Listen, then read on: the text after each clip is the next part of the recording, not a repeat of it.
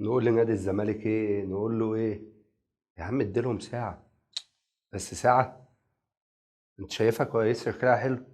اه شكلها حلو، ايه المشكلة؟ يا عم ايه عند في المستشار مرتضى منصور؟ ندي نادي الزمالك بحجمه بتاريخه بجمهوره العريق ساعة مهلة، لا اما يشارك في السوبر لا اما اوت.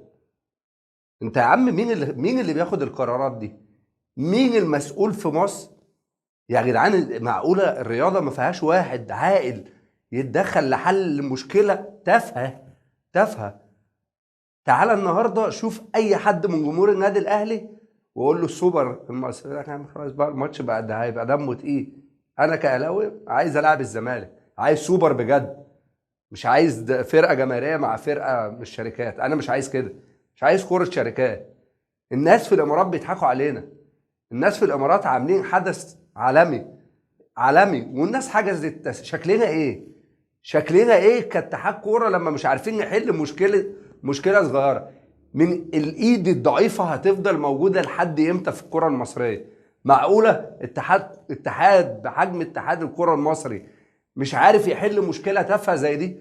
وبعدين انا عايز اسال سؤال، انت وقفت كهربا 12 مباراه، الرقم اللي انت شايفه ده مش مبالغ؟ يعني انا كهرباء ايا كان اللي عمله واللي عمله مرفوض شكلا وموضوعا، يعني التصرف اللي عمله كهرباء ما يطلعش من واحد ناضج. 3 مباريات واخلص وحل القصه.